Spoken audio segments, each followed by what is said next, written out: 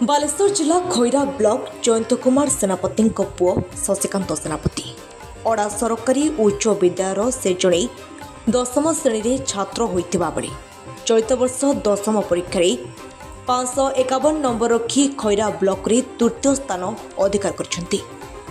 याकु नै विद्यालय समस्त शिक्षक शिक्षयित्री परिवार सदस्य माने मिठा बांटिबा सहित मिठा खाई खुशी व्यक्त करछंती। शशिकांत दिन को 8 ରୁ 10 घंटा पाठपढ़ा करथंती। तांकर अगाढ़ परिश्रम बल सफलतार पहुंची पारिथिबा नै से भविष्य में जड़े भल डाक्तर होई लोकमानंको सेवा करने आशा बांधिछंती।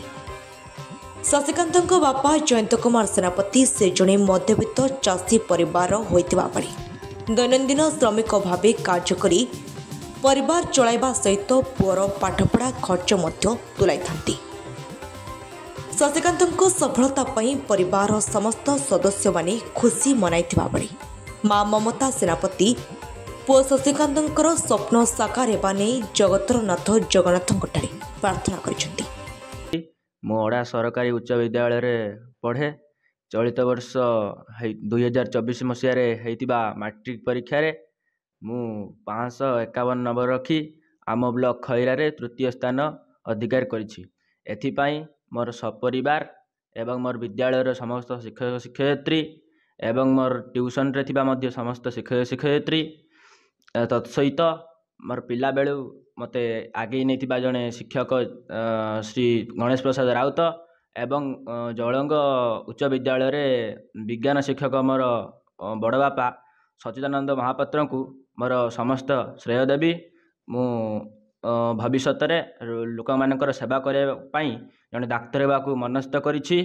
शशिकांत सेनापति ये आदर्श विद्यालय रे पाठ पढ़ुला आम ओडारे आउ मते तांको गुरुमा जे कहले जे पिलाटी भल पढ़ुची आउ आपण टे देखंतु मु ताको स्टैंडर्ड 1 पाखरु पढ़ौची 10 क्लास पर्यंत पिलाटी मो पाखरे एभली माने सा परिश्रम देखी तांको आर्थिक परिस्थिति मु लक्ष्य करी मो पिलाटी को बहुत भल पाए आउ पिलाटी केवल आज जति भी एते ऊपर अछि केवल ता परिश्रम पई तांको मांकर तांको बापांकर आ तां जेजे जेजेमा समस्तଙ୍କ सपोर्ट रे आज पिलाटी जाऊ एभली स्थान अधिकार करथिबारु मु बहुत खुशी अछि।